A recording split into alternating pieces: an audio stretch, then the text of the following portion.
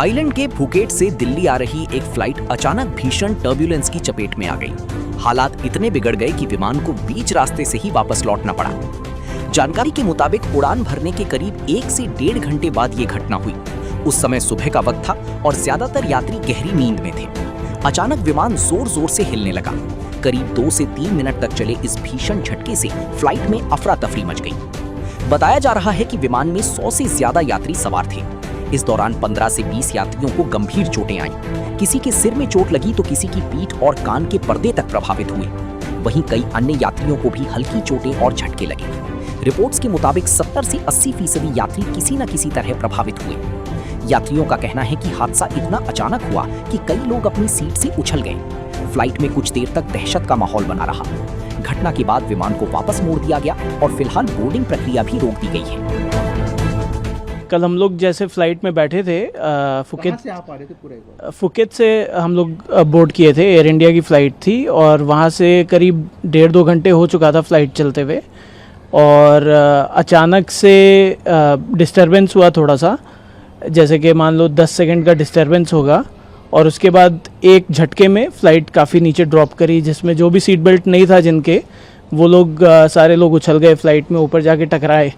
जिनके था उनको भी चोट आई। जैसे मेरी मदर इन लॉ मेरे बगल में ही बैठी थी, उनके सीट बेल्ट लगा हुआ था लेकिन उनके ये जो साइड में जो होता है अपना हैंड सपोर्ट के लिए, उससे काफ़ी चोट आई, तो उनके रिब्स में फ्रैक्चर आया।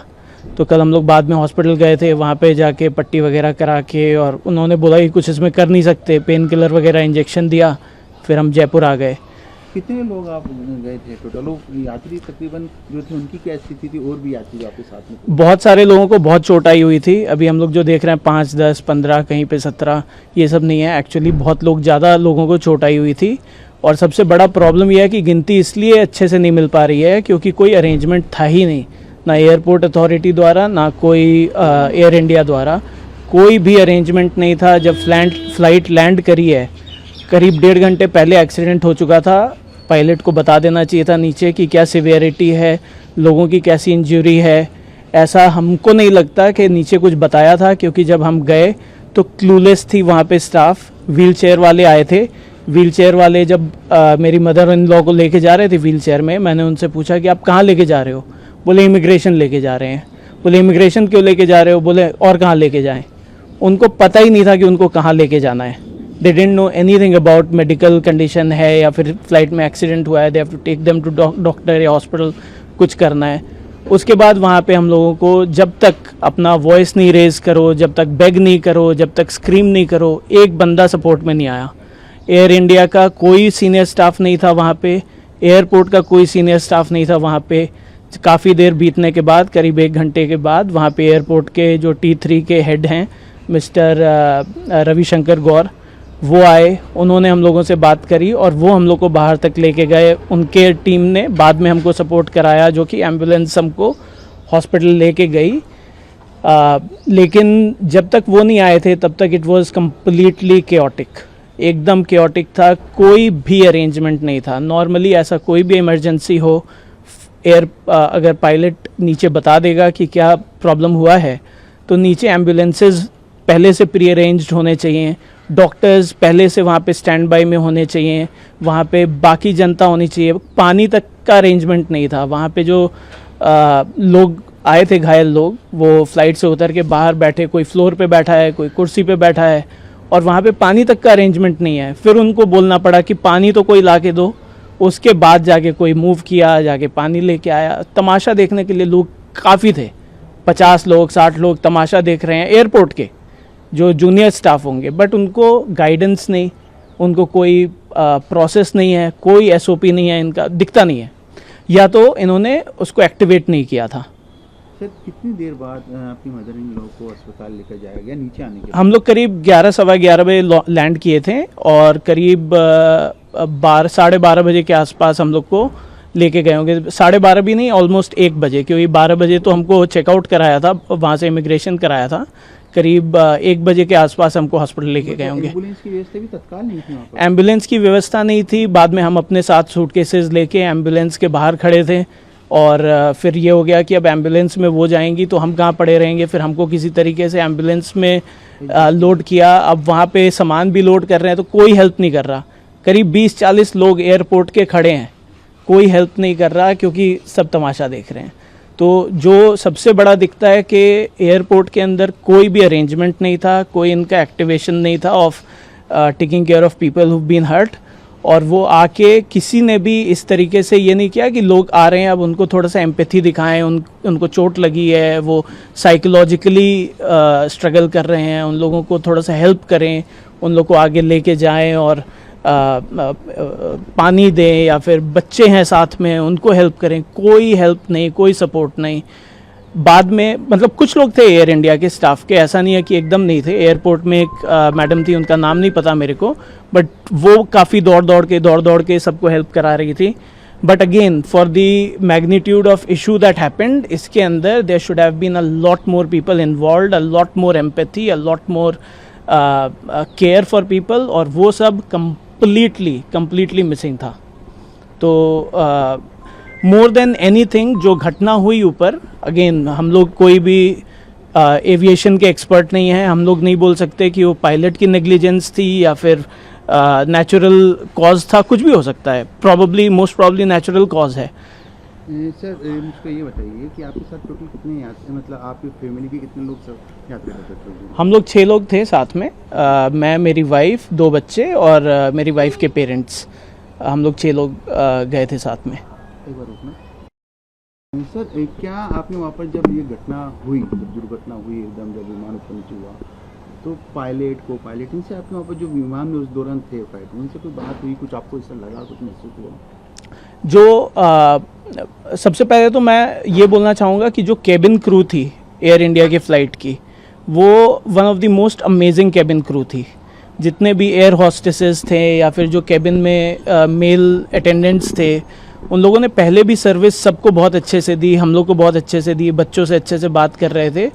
बट बाद में जब ये घटना हुई और उनको भी बहुत चोट लगी, उसके बाद वो चोट में भी सबको बहुत हेल्प कर रहे थे, सबका ख्याल रख रहे थे, और उनकी आंखों में आंसू था, रो रहे थे कुछ एयर होस्टेसेस, हमने देखा उनको इतना दर्द था, उसके बाद भी वो कर रहे थे। तो एयर इंडिया की जो केबिन क्रू थी वो बहुत अमेजिंग थी।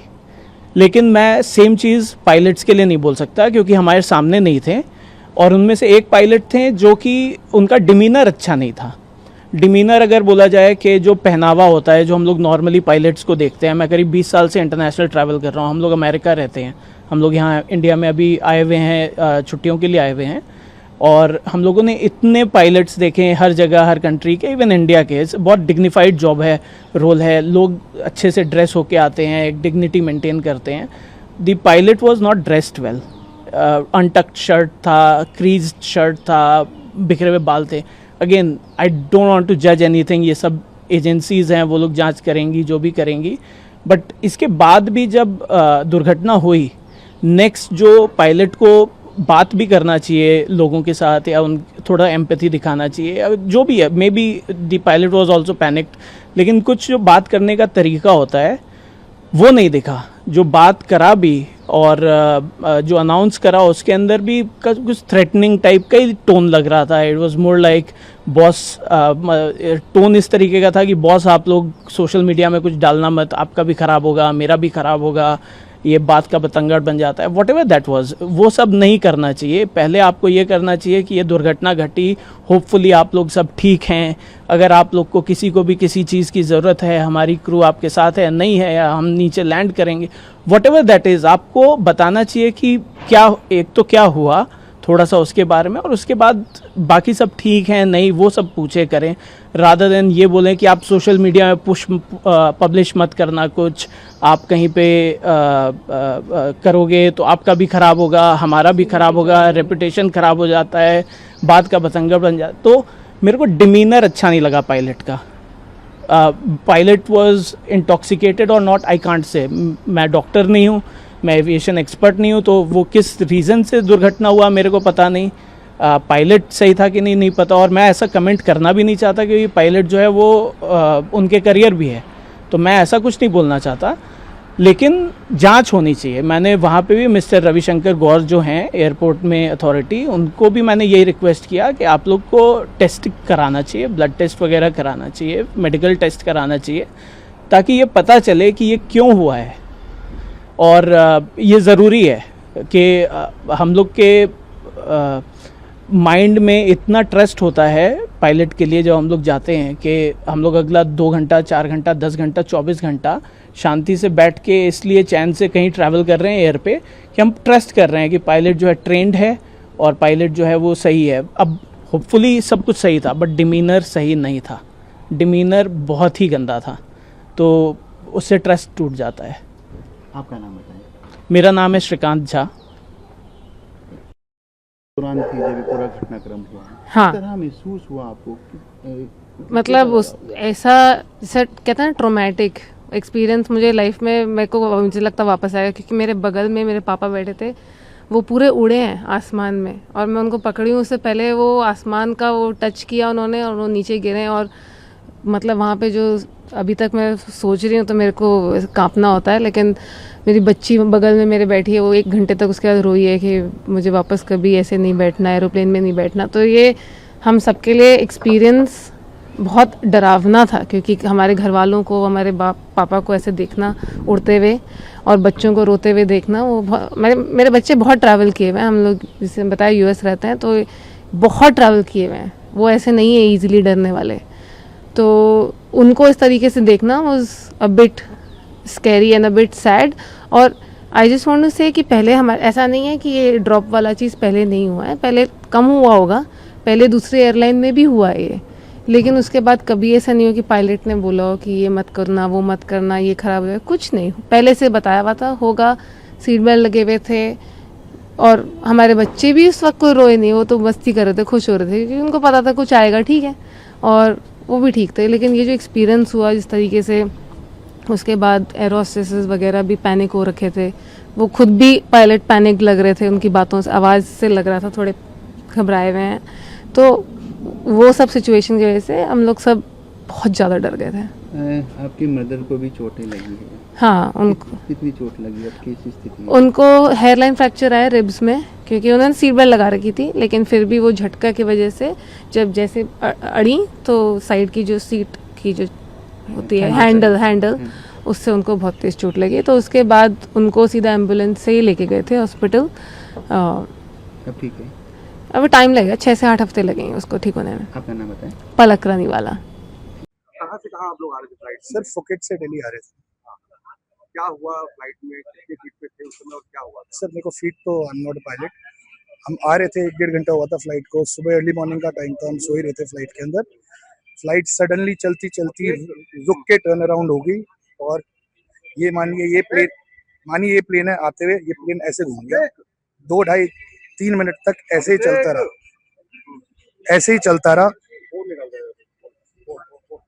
अच्छा, हाँ जी, उसमें क्या लगता है? 15-20 पैसेंजर्स को चोट आई है, किसी का सर फटा है, किसी के बेबी को चोट आई है, मेरी लोअर बैक गई है, मेरा भाई है उसका शोल्डर गया, उसकी बैक गई, उसके कान का पर्दा तक फट चुका है। अभी एमएलसी जो रिपोर्ट बनेगी आपको पता चल जाएगा। कितने लोग थे उसमें फ्लाइट में तकरीबन? सर मेरे को फ्लाइट लोड तो पता नहीं, 100 से तो ज्यादा ही लोग थे फ्लाइट में। सभी को चोटें आई? 80%, 70 to 80% लोगों को चोट आई है। जिनको नहीं आई उनकी माइनर कंकशन और ये सब तो है ही। अभी अब आप लोग क्या एक्शन लेंगे? क्या लगता है? Sir we'll go with full legal power, we'll do our cases, जिसको जो केस करना है इंडिया के अगेंस्ट हम 100% एक्शन लेंगे।